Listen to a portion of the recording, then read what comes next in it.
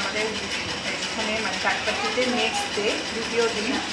তো আমরা সকাল এখন অবশ্য মর্নিং নেই, অনেকটাই বেলা হয়ে গেছে, প্রায় 11:30 বাজে আমাদের ব্লগটা শুরু করলো। তো সকালবেলা আমরা উঠেছি 9টার আগে, 8টা নাগাদ উঠেছি, রেডি হয়ে 9টার মধ্যে বেরিয়ে গেছিলাম, সিএমসি হসপিটাল গেছিলাম।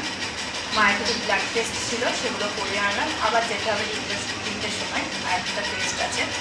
এখন আমরা আসার পথে দেখো সকালে ব্রেকফাস্ট নিয়ে এসেছি টিফিন করবো বলে। এই যে একটা পাউরুটি, ক্রিম পাউরুটি, নিমকি, মালপো আর একটা প্যাঁচ। তো এটা আমরা তো ওখানে ক্রিম পাউরুটি বলি, কিন্তু এখানে হলো এটার নাম স্বামী ব্রেড। ক্রিম আর চিনি রয়েছে তার মধ্যে। আর এটা হলো দেখো নিমকি, এটা একটু অন্যরকমের, একটু ঝাল ঝাল অন্যরকম নিমকি। আর এটা হলো মালপো। আমাদের ওখানে যেমন রসালো মালপো পাওয়া যায়, এটা রসালো না, এটা একটু অন্যরকম ভাজা মালপো। আর এই প্যাঁচ নিমকিটা আমি এখানে প্রথম দেখলাম, মানে আগে কোথাও দেখলাম। যাক, খেয়ে দিয়ে টেস্ট করে দেখবো কীরকম, আবার তোমাদের সঙ্গে পরে দেখা করছি।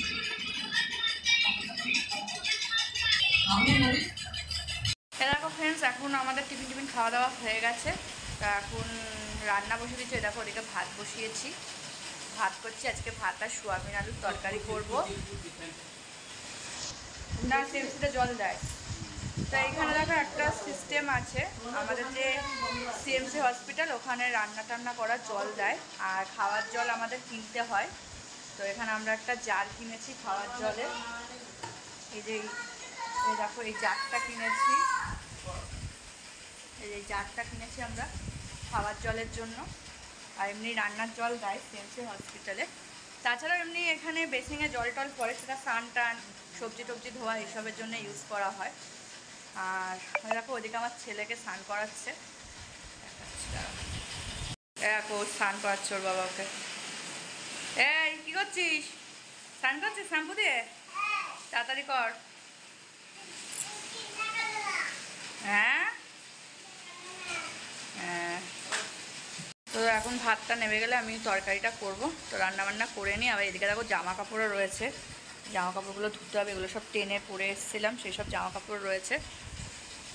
তো রান্নাবান্না করি, করে স্নান টান করে আবার আমাদের যেতে হবে সিএমসি হসপিটালে, কারণ মায়ের একটা টেস্ট এখনও বাকি রয়েছে।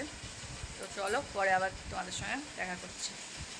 দেখো বন্ধুরা, এখন দুপুরবেলা ঠিক 3টে বাজে। তো এখন আমরা বেরোচ্ছি মায়ের রিপোর্ট করানোর জন্য।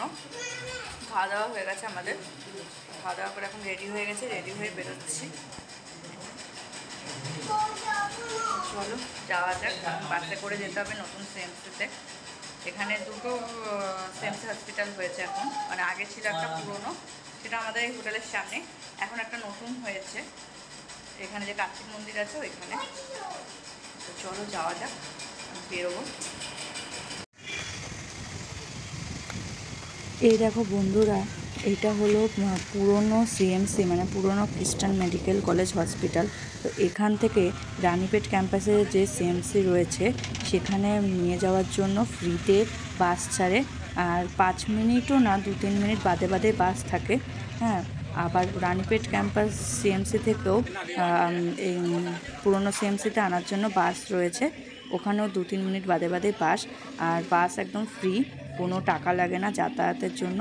যতজন ইচ্ছা ততজনই যেতে পারো হসপিটালে। আর দেখো যেতে যেতে প্রচুর পাহাড় পড়ে, কারণ এটা পুরো পাহাড়ি এলাকা, চারিদিকটায় পাহাড়ে ঘেরা।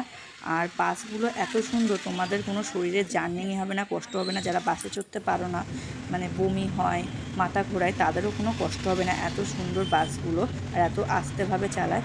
আর এদিকে দেখো চারিদিকের পরিবেশটা খুবই সুন্দর, চারিদিকে পাহাড়। তোমরা বাসে করে রানীপেট ক্যাম্পাস সিএমসিতে যেতে যেতে অনেক পাহাড় দেখতে পাবে, সুন্দর সুন্দর মন্দির দেখতে পাবে। আর রানীপেট ক্যাম্পাসের পাশেই রয়েছে বড় কার্তিক মন্দির, সেখানেও তোমরা ঘুরতে পারবে, ঘুরতে যেতে পারবে।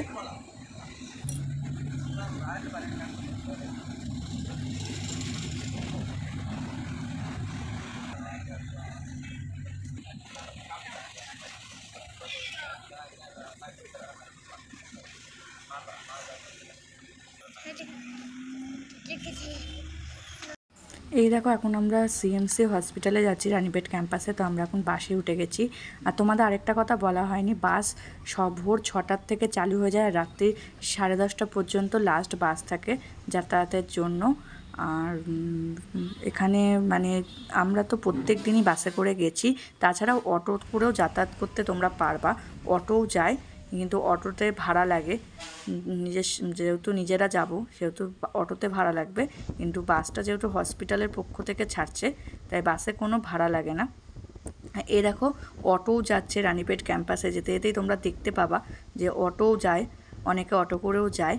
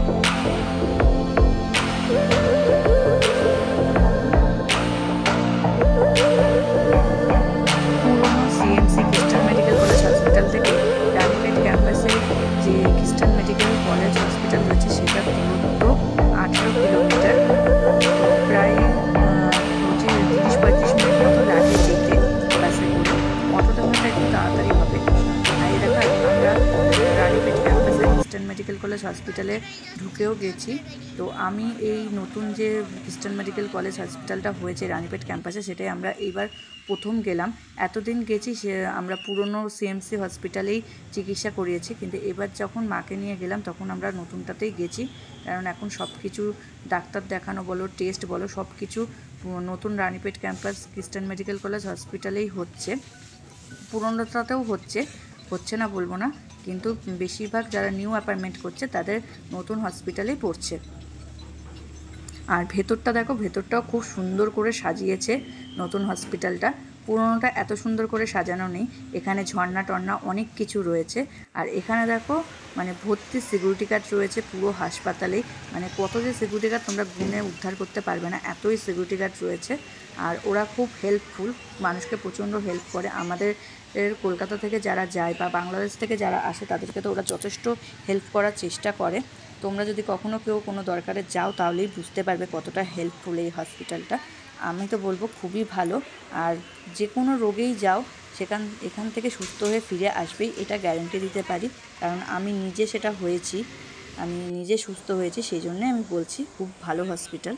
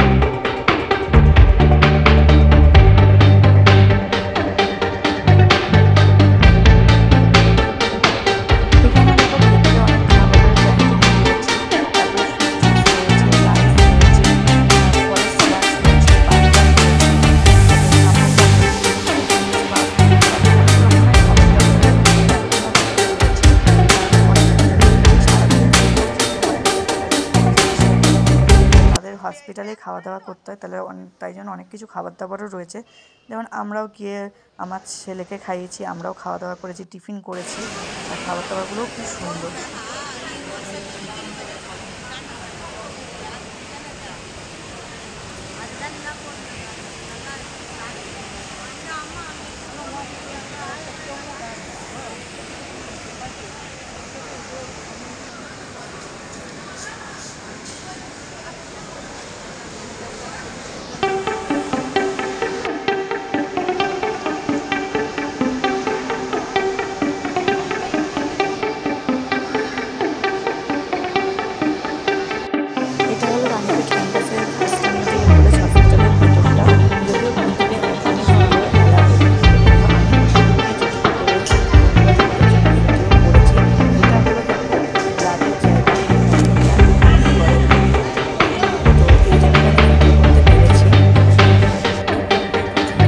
রইলো, দেখা হবে নেক্সট ব্লগে। ততক্ষণ সবাই ভালো থেকো, সুস্থ থেকো, টাটা।